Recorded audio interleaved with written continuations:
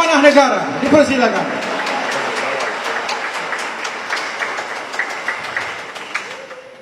Assalamualaikum warahmatullahi wabarakatuh. Salam sejahtera. Malam ni saya tak boleh cakap kuat. Ada 6 jahit di dalam gusi. Pergi hospital tadi. Itu saya minta awal. Presiden Parti Keadilan dan Ketua Pembangkang, Kak Wan, Saudara Anthony Lok, Ketua Organisasi DAP, Yang Berhormat Govin, Yang Berhormat Ahli Parlimen Al-Ustaz, Yang Berhormat Dr. Hatta Ramli, Pengurusi Amanah Wilayah Persekutuan, seluruh pimpinan keadilan DAP dan Amanah, orang yang kita raikan malam ini. Yang Berhormat Rafizi Ramli belum sampai, yang telah pun diisytihar menjadi banduan tapi belum masuk lagi karena masih ada beberapa tingkat mahkamah lagi untuk Saudara Govin dan rakan-rakannya membela Yang Berhormat Rafizi. Seluruh para hadirin, saudara-saudari yang dihormati sekalian,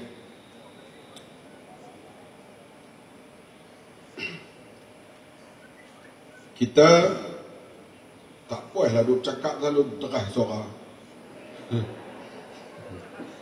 Kita sekarang ini berada dalam negara kita yang dikenali sebagai negara yang dipimpin oleh perompak, penyamun dan penyangak kleptokrasi. Ada rakyat Malaysia pergi ke luar negara, dia malu nak mengaku orang Malaysia. Orang tanya, daripada mana kamu datang? Dia cakap dia daripada Singapura, ataupun Indonesia atau Brunei. Malu nak mengaku Malaysia. Sebab rasuah di Malaysia sekarang, kalau dulu kita dengar anggota polis ditangkap kerana ada 2,000 dalam poket, maka dia ambil duit mana boleh ada 2,000 dalam poket. DO, District Officer, ada 5,000 dalam laci meja di pejabat. Bila ditangkap, mana boleh District Officer simpan 5,000? Dulu BPR, Badan Pencegah Rasuah, tangkap. Sekarang rasuah bukan 1,000, 2,000. Wang rasuah 50 juta dalam pejabat. Nak kena angkat, kena pakai forklift. Sebab itu Govin, sekarang kalau kamu jadi peguam, mana wang yang kamu curi itu, pergi ke mahkamah, kena bawa dengan forklift. 50 juta kalau wang RM50. Kalau yang Najib curi 2.6 bilion, tak boleh bawa dengan forklift, kena angkat dengan kren. Kamu gelak. Inilah Malaysia tanah airku sekarang. Dunia gelap. Masa gambar keluar tentang pengarah JKR Sabah, duit dijumpai dalam pejabatnya, dalam biliknya lebih 50 juta. Keluar dalam surat khabar negara Eropah. Waktu itu saya ada di Eropah. Surat khabar sana kata, this normal practice in Malaysia. Sudah jadi amalan biasa. Sampai ke peringkat itu. Sekarang ini, hal kemerosotan demokrasi pula, kebebasan bercakap, saya sebut dalam ucapan kebelakangan ini. Kami biasa jadi mahasiswa dulu, tahun 70-an, 80-an. Hal corruption dibincang di universiti. Dewan Tengku Chancellor Universiti Melaya itu tempat debat ekonomi, mendedahkan kepincangan pemerintahan. Menteri-menteri datang. Masa itu Musa Hitam dan Rais Yatin datang berdebat di universiti, mempertahankan kerajaan. Pihak pembangkang ni sama ada Lim Kit Siang waktu itu, Datuk Kampur Rajo, Tan Chee Koon, berlawan dalam universiti hal-hal perbincangan rasuah dan penyelewengan. Saya ingat lagi debat hal pembalakan di tapak Universiti Bangi, di mana syarikat dengkil itu dikatakan ada sangkut paut dengan Datuk Harun. Maka mahasiswa dan pensyarah berdebat isu itu, dan pihak UMNO datang mempertahankan. Ini yang berlaku di tahun 70-an. Kemudian isu besar diperdebatkan hal perwajah dalam parlimen. Dan lebih hebat daripada itu bila wang Bank Bumiputra, skandal BMF, didebatkan dalam parlimen begitu hebat sehingga apa yang Lim Kit Siang dedahkan dibuat satu badan bebas penyiasatan yang diketuai oleh Tan Sri Ahmad Nordin dan dibentang dibahas di parlimen. Sekarang hadirin sekalian, 1MDB tak boleh bahas di parlimen. Ini parlimen bapa apa macam ni? Artinya demokrasi dan freedom habis dah di Malaysia ni. Kalau isu skandal begitu besar, rasuah begitu besar tak boleh dibincangkan di parlimen, nak bincang di mana lagi? Ini orang kata the end of the road. Sudah sampai ke dinding dah. Kalau di parlimen tak boleh bincang, Govin, you bawa dengan hujah satu lori pun nak apa? Nak timbul YNDB, prejudis. Sedangkan ini skandal terbesar. Kita nak bincang hal rasuah Malaysia sekarang, kena terbang pergi Geneva, kena terbang pergi London, kena terbang pergi New York, ataupun paling dekat kena terbang ke Singapura. Nak bincang hal rasuah Malaysia. Hal rasuah Malaysia tak boleh bincang di parlimen. Bagi saya yang telah lama dah ikut perkembangan politik dan parlimen ini, bagi kita ini sudah kemuncak satu pemerintahan itu. Pemerintahan yang ada ini wajib ditukar. Bukan sunat-sunat lagi dah. We must change this government. Tak boleh baiki lagi. Sebab itu menjadi tanggungjawab semua. Kena berusaha untuk tukar pemerintah ini pada pilihan raya yang akan datang. Boleh ke tidak? Tapi ada lagi puak yang nak bela Najib. Tak apalah. Itu hak mereka, tapi rakyat kena faham.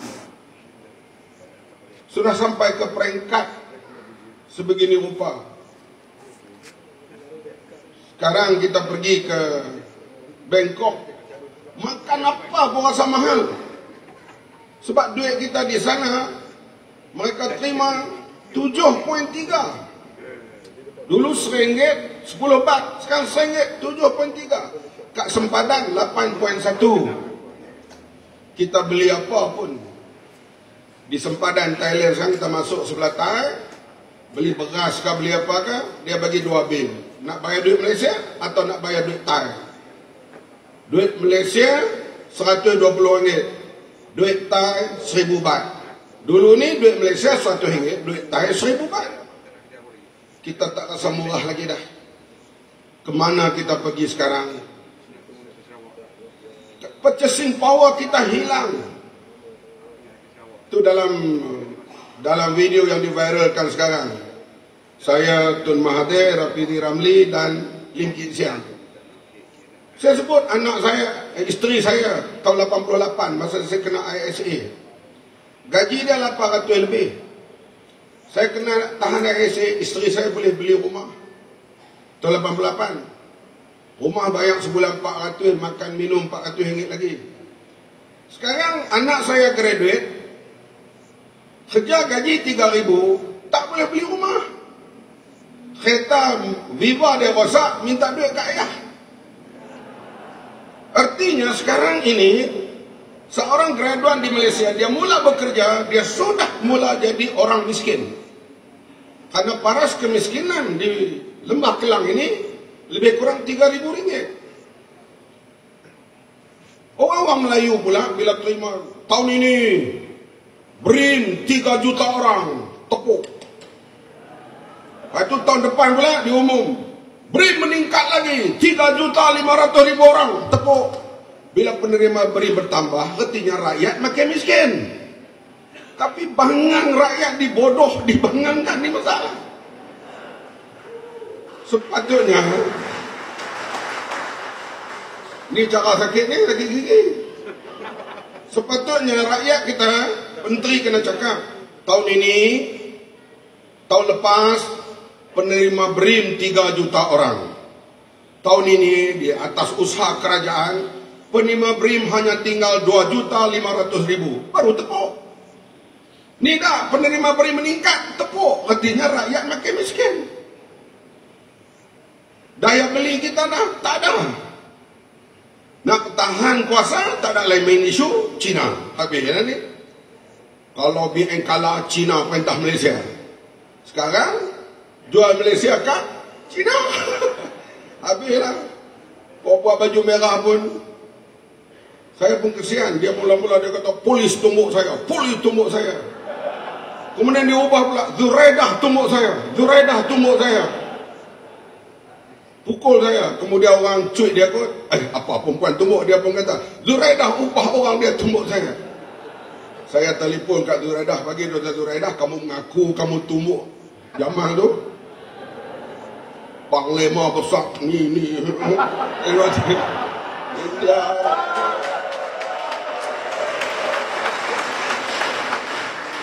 Tengok-tengok perempuan tumbuk. Kita siapa tumbuk pun kita tak setuju. Sebab kita tak mau dalam bentuk kekasaran. Kita kalau orang hari 19 November ni, kita kalau boleh bawa bunga banyak-banyak. Siapa buat kasar kepada kita, kita hadiah dengan bunga. Boleh ke tak? Jangan kita main seperti mereka, main darah lah. Kalau kita cakap macam tu, sosma lama lah. Betul ke tak? Tapi pihak mereka cakap darah lah apa, tak ada apa. Jadi kita tak usah balik lah. Kita nak keluar elok-elok. Sebab kita mau pilihan raya bersih. Pilihan raya bersih baru boleh tukar pemerintah ni. Baru. Dan kita tengok yang Muhammad Rafizi telah berkorban. Ini rayuan-rayuan. Kalau menang tak apalah, kalau tidak. Seorang yang begitu bijak bistari, yang buat homework dalam parlimen, seorang accountant, orang cerdik, memang disilentkan. Sebab orang Melayu ni tak boleh lepas daripada Singapura di Langgar Todak. Bila Hang Nadim tu budak cerdik, Datuk Bendahara kata, budak ni cerdik ni, kalau tak bunuh dia, nanti dia besar esok dia boleh menggugat takhta tuan. Maka raja pun setuju, pemerintah lah. Kita kena silentkan budak cerdik. Rafizi ni orang cerdik. Orang yang bergeliga, bukan bergegila. Gegila tu hak yang menteri apa tu lah daripada Selangor tu. Tu gegila, bukan geliga. Tapi dia seorang yang geliga, seorang yang bijak. Dan kita perlu terus bersatu di bawah Pakatan Harapan untuk kita julang orang-orang seperti ini yang kadang-kala berkorban diri untuk rakyat jelata, untuk keadilan untuk semua. Jadi, sama ada dia direhatkan atau tidak, kita yakin tentulah orang yang berjuang seperti ini dia nak lihat pertukaran pemerintahan pilihan akan datang. Bermula dengan turun 19 hari bulan nanti beramai-ramai. Boleh semua? Siapa rasa tua dia tak larat turun? Umur berapa? Ni berapa umur? 65. Tun Mahathir 91. Kalau 65 rasa tua, malulah. Yang perempuan ni berapa? Ini muda lagi. I know you muda. Kalau tak mau turun kerana tak larat, tua, malu. Dr. Siti Hasmah 91 akan turun. Lim Kit Siang 75. Kalau umur macam tu semua turun. Yang hadir ni kalau ada yang tak turun, balik pakai kain batik. Kalau yang lelaki, duduk tengok cermin lelok. Yang pentingnya kita bersama pada 19 hari bulan nanti. Jumpa di sana. Dan malam ini kita bersama dengan Rafidi Ramli menyokong perjuangan beliau untuk membawa kebaikan dan pembebasan rakyat Malaysia ini. Sekian. Wabillahi taufiq. Wassalamualaikum warahmatullahi wabarakatuh.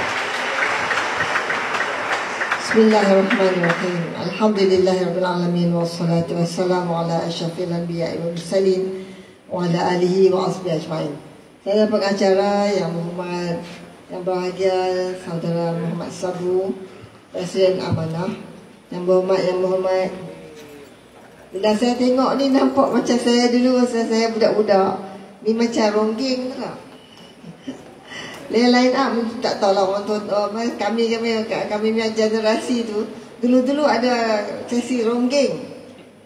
Kalau nak pergi nak beli tiket.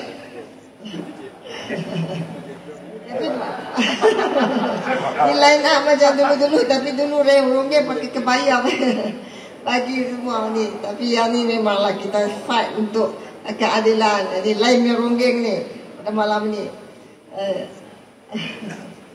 Tak faham lah. Wabi Anthony Lo, Wabi ni kalau plastik pula. Saya tengok bapak ada cerita pasal kebau dekat Kalau Star tu. Saya tengok Wabi Gobind Singh dia, Saudara Muhammad Sabu, Wabi Wabi Hatta Ramli. Pada malam ini kita dapat sama-sama, alhamdulillah, mengucapkan syukur kepada Allah SWT kerana kita solidariti dengan Wabi Rafizi Ramli, anak muda yang mempunyai kegigihan, keberanian, bercakap berani kerana benar. Nothing to hide, memang nothing to hide. Bukan macam dah sana tu, nothing to hide, everything to hide. Tidak kita melihat bahawa mereka katakan nothing to hide tetapi tidak membenarkan bercakap. Apa maksud kalau kita tak ada kata nothing to hide? Tidak ada apa yang nak disembunyikan, tetapi tidak dibenarkan bercakap. Itu maksud ada banyak yang mesti ditutup. Tak perlu ramai yang analisa pandai-pandai. Ini adalah something basic. Saya pada malam ini nak datang kerana bukan saja Rafizi itu adalah anak muda yang mempunyai potensi yang begitu baik, seperti mana yang Muhammad Sabu katakan. Kita ada sejarah Hang Nadim, sejarah anak muda, sejarah yang kita dah lalui. Kenapa kita kena meripit sejarah yang tak baik, yang tak berguna untuk negara? Kita ada Anwar Ibrahim, yang memang bukan dia seorang yang menjadi mangsa, tetapi dia adalah satu simbol kezaliman yang berlaku di atas negara kita ini. Apabila seorang yang begitu gigih, memang dia tahu. Kata Anwar, kita dekat Turki, kita dekat Istanbul, kita pergi ke Amerika, jangan balik, duduk di sini. Kalau balik mesti masuk ke dalam penjara. Tapi ini adalah, Anwar katakan, ini adalah ada soal maruah. I did not do anything wrong. Saya tidak bersalah. Kenapa saya mesti takut? Tetapi kalau kita lihat kalau lah, ya, dia tak balik ke, dia duduk di luar ke, dia kata ini adalah marah dignity seseorang yang pegang pada prinsip perjuangan. Sebab itulah Anwar, pesanan beliau, kalau apa pun kita teruskan, kerana bukan kerana Anwar seorang, bukan kerana Rafizi seorang, bukan kerana apa, kerana negara kita. Dan pada malam ini saya nak sama-sama sampaikan macam mana Mak Sabu katalah kan, kalaulah pesada politik ini saya tidak pernah membayangkan bahawa satu hari saya akan duduk tepi Tun Dr. Mahathir. Tetapi bukan nak katakan saya tidak ada perasaan. Saya memang biasa, manusia biasa, mempunyai perasaan, mempunyai rasa terguris hatinya. Tetapi demi rakyat, demi negara, saya telan itu semua kerana kita mahu negara kita ini maju, mahu negara kita ini mengatasi segala keberobokan yang ada. Tidak apa Anwar Ibrahim menjadi mangsa, tidak apa saya rela dan saya redha, tetapi marilah rakyat, marilah kita semua membuat sesuatu sedikit daripada kita. Kalau kita chip in semuanya, boleh menjadi kenyataan, boleh membawa pada perubahan. Jadi malam ini saya datang kerana Rafizi seperti anak. Saya ingat first time saya mengenal Rafizi Ramli. Masa itu dia pelajar terbaik di MCKK. Umurnya 17 tahun. Anwar Ibrahim pada masa itu adalah Menteri Pelajaran. Terus dia yang panggil Menteri Pelajaran. Dia pergi kebalik pada alma mater sama dengan Hatta Ramli juga dari MCKK untuk memberi anugerah pelajar terbaik kepada anak muda Rafizi Ramli. Pada masa itu potensinya saya terfikir terselah. Dan sayanglah, saya ingat Rafizi telah sampai.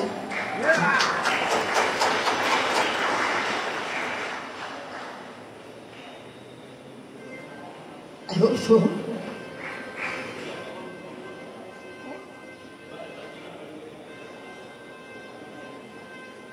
Jadi itulah saja yang saya nak sampaikan. Dan pesanan Anwar daripada penjara, jangan lupa 19 hari bulan turun beramai-ramai menyatakan hasrat hati kita sebagai rakyat Malaysia melawan segala keburukan, melawan segala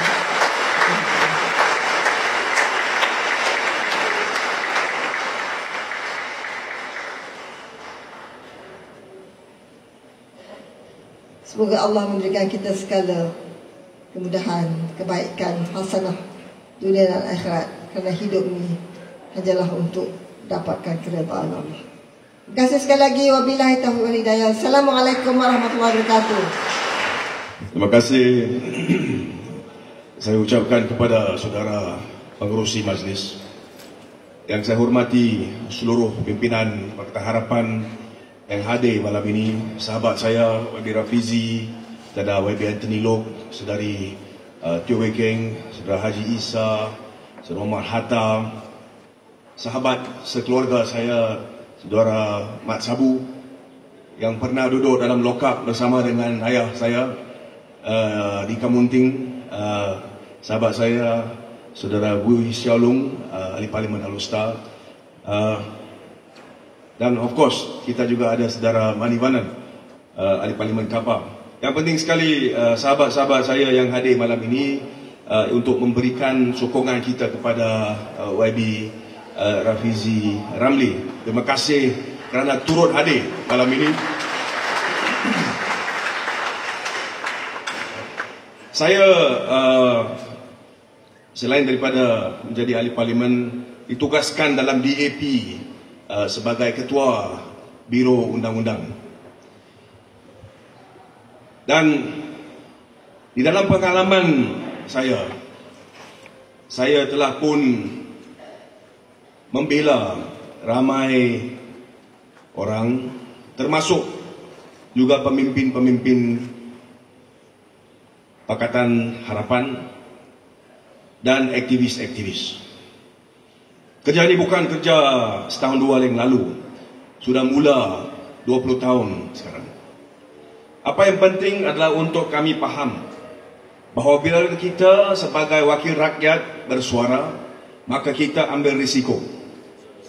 Kerap kali bila kita sebut sesuatu, sekiranya dilihat, boleh dikaji dan diteliti, dan kemungkinan kita boleh dipertuduh untuk apa yang kita katakan.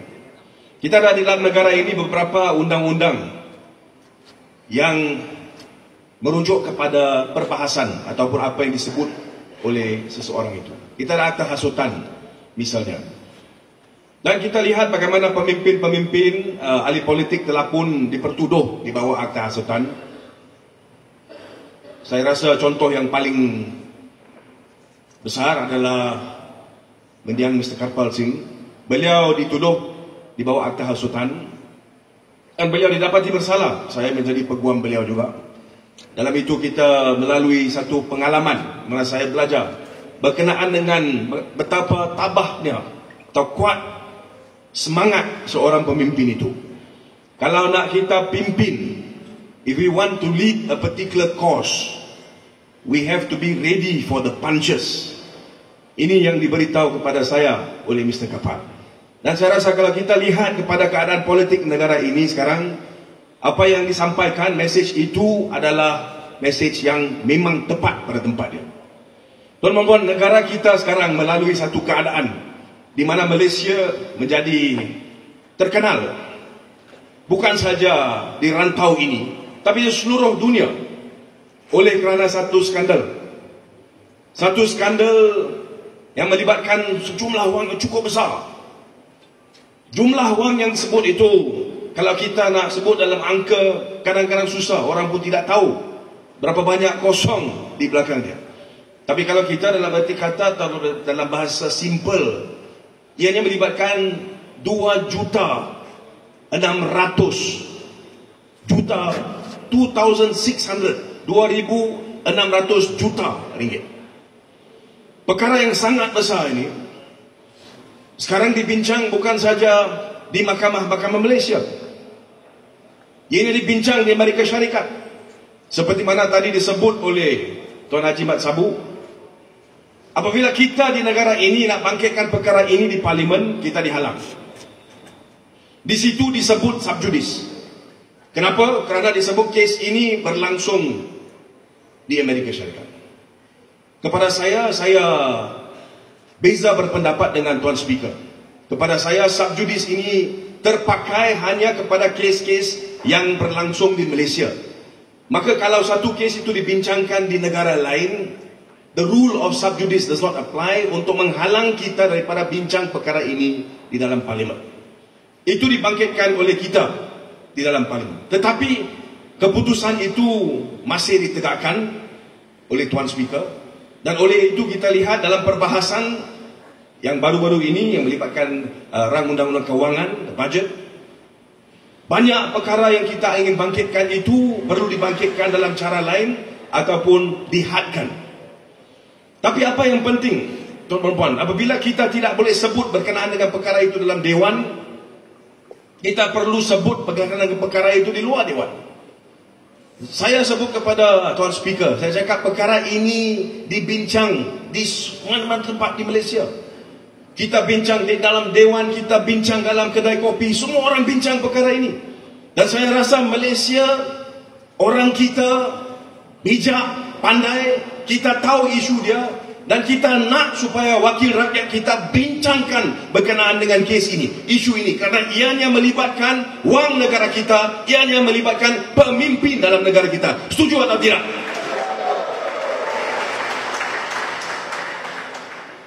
Jadi apabila disebut sebegini, Tuan Speaker pun dengar, dia kata, okay, I'll give you some leeway. Kepada kita simple, perkara-perkara yang berbangkit yang perlu kita tanya, boleh saya simpulkan sedemikian. Kalau wang itu ada dalam akaun seseorang itu, kita kena tanya dia bagaimana wang itu masuk dalam akaun dia. Kita kena tanya kerajaan kita adakah kerajaan kita sahkan bagaimana wang itu masuk dalam akaun dia? Kalau kita di Malaysia ada laporan polis dibuat, misal kata disebut bahawa wang itu dicuri dalam Malaysia, maka pihak polis dalam negara ini ada kuasa untuk pergi ke bank, minta untuk semua dokumen untuk cek. Dia boleh cek akaun, dia boleh cek wang itu datang daripada mana, keluar daripada mana dan sebagainya. This is called the money trail. Itu seharusnya dibuat. Tetapi wang yang kita sebut ini, kononnya datangnya daripada luar negara. Kalau datang daripada luar negara, undang-undangnya berbeza. Maka kalau kita buat laporan polis, bukan senang sekadar itu, pihak polis kita terus naik kapal terbang pergi ke negara itu, terus ke bank dalam negara itu, minta untuk ditunjuk dokumen.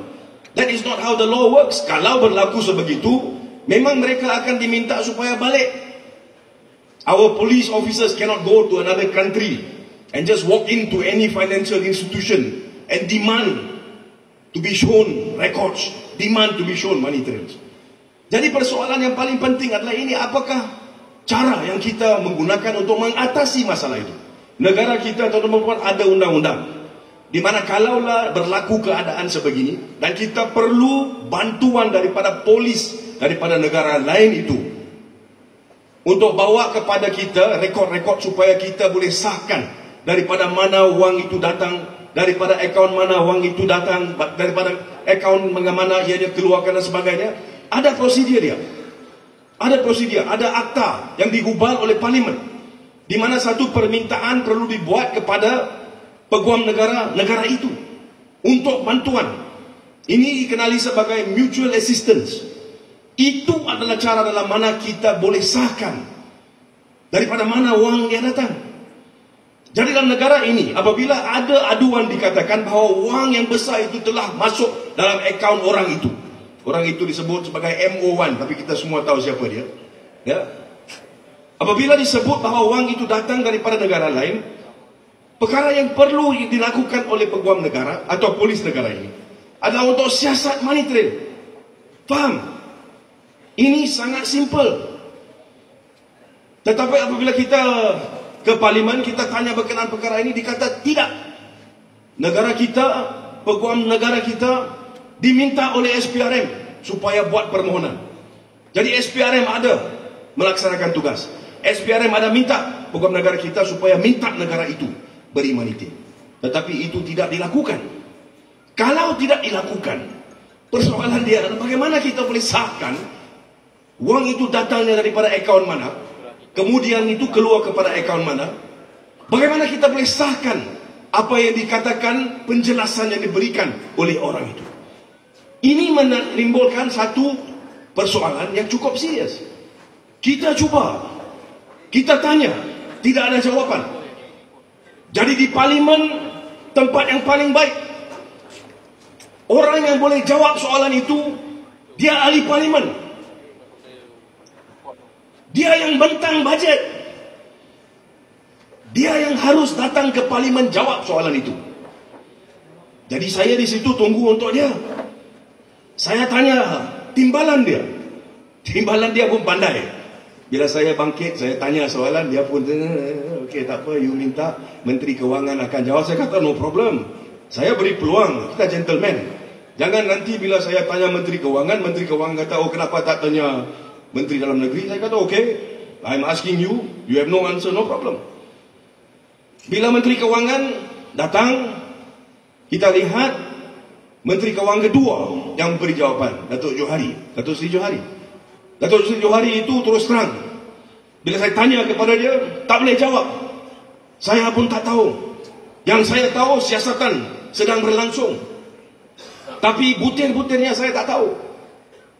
Yang pelik, masa itu ahli parlimen ini, Menteri Kewangan, ada dalam parlimen.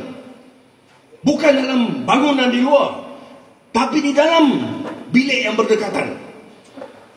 Saya menuntut sebagai ahli parlimen, Habib Rafizi ada di situ juga.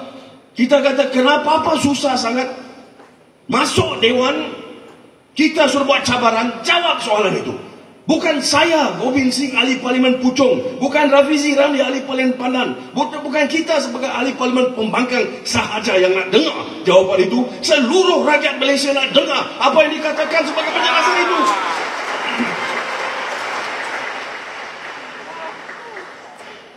Jadi, adakah dia datang ke Dewan?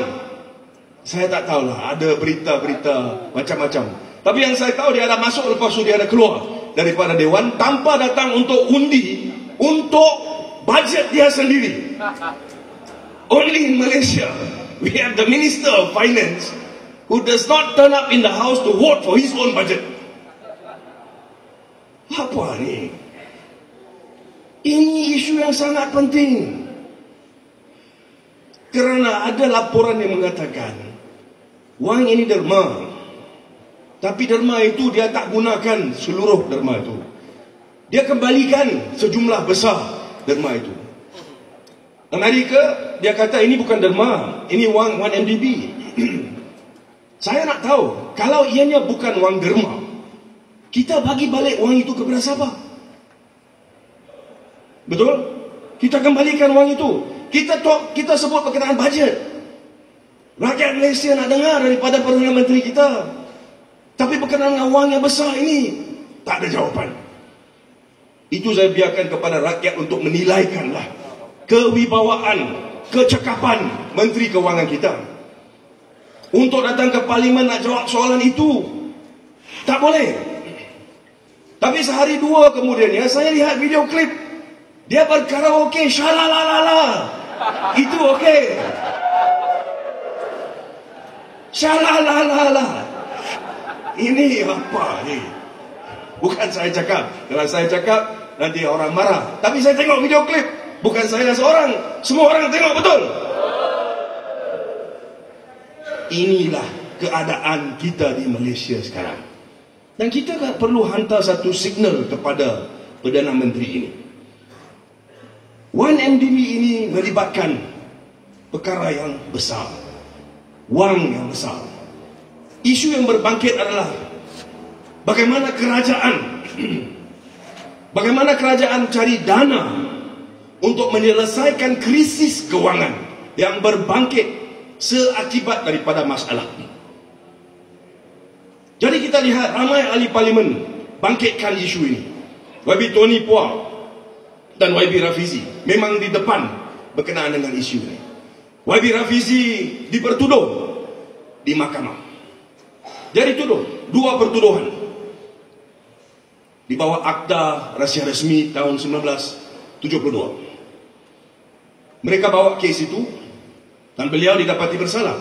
Saya sebagai peguam, openly saya cakap sekarang, kepada saya memang ada isu-isu yang kita boleh bangkitkan untuk lawan dalam rayuan ini. Tapi saya tidak akan, I will not go into the details because I don't want to be accused of sub judice. Tapi yang saya boleh bagi tahu, notis rayuan telah pun difile semalam. Saya akan cuba sedaya upaya supaya kita dapat satu tarikh yang awal untuk rayuan beliau didengar. Ini kerana walaupun beliau dipertuduh dan didapati bersalah, disabitkan dengan kesalahan, beliau dihukum lebih daripada 12 bulan pemenjaraan, 18 bulan pemenjaraan untuk setiap pertuduhan. Maknanya beliau masih layak menjadi ahli parlimen sehingga proses rayuan itu habis. Dalam negara ini untuk semua kes ada 3 peringkat. 1 peringkat bicara, lepas itu 2 peringkat rayuan. Maknanya kes Rafizi mula di Mahkamah Session, iaitu peringkat bicara.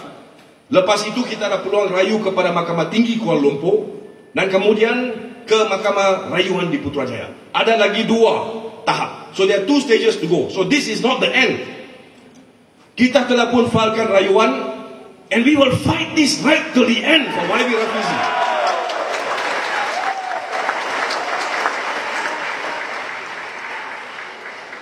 YB Rafizi seorang yang saya tahu kerana dia duduk sebelah saya di parlimen. Kepada dia, it has always been what is right daripada segi fakta. Apabila beliau diberitahu sesuatu perkara dan perkara itu dekat dengan hati dia, he will go all the way. And I think you in Pandan, you're lucky to have him as a member of parliament. Dia seorang ahli parlimen yang memang kuat kerja dan semangat. Kita semua tahu latar belakang kes ini. Tidak perlu kita sebut terperinci, ya, kerana pihak polis pun ramai di sini. Memang ini semua juga dirakamkan, ya. So kita ada kerja lain, ya. 19 of November we have to go somewhere, so we have got to do other things. But apa yang penting adalah ini. Kita sebagai rakyat, kita datang malam ini dan kita bersama dengan YB Rafizi. Saya rasa inilah ciri-ciri yang menguatkan lagi semangat seorang ahli parlimen. Saya rasa solidariti yang ditunjuk oleh kamu semua, saudara-saudari sekalian, malam ini bersama dengan YB Rafizi, menunjuk kepada dia that you are not alone when you fight for the people of this country.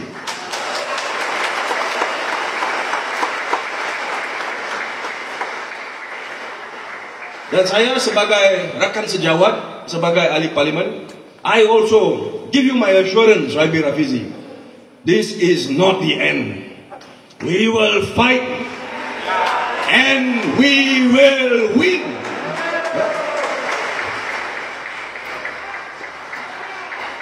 Dalam keadaan itu, YB Rafizi, carry on with what you do and keep up the good work. We are with you and we will fight this to the end with you. Thank you very much. Terima kasih.